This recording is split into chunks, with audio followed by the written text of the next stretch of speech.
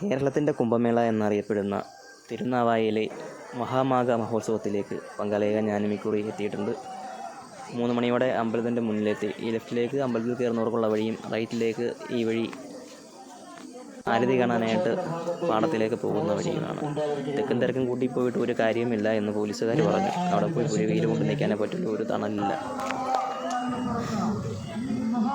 വള്ളവും boat സർവീസൊക്കെ ഉണ്ട്.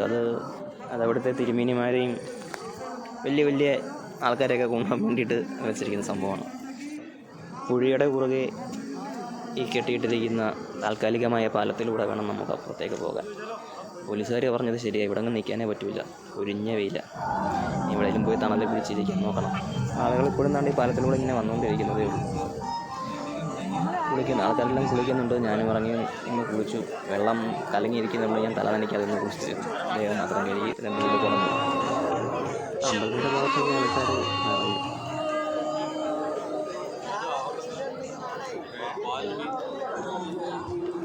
ഇവിടെ ഭാഗത്തുള്ള വിശാലമായ ഒരു സ്ഥലമാണ്.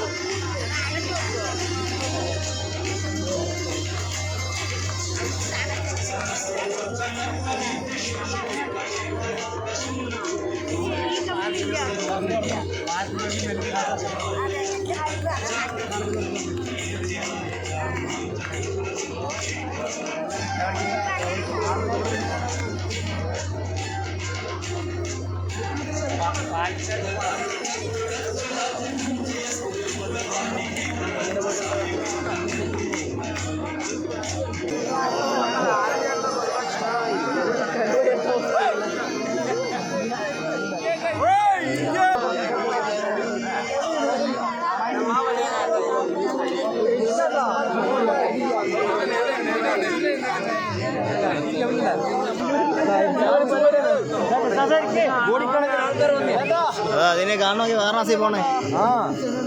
നമ്മളെ മിറ്റത്ത് വന്ന പരിപാടിയാ.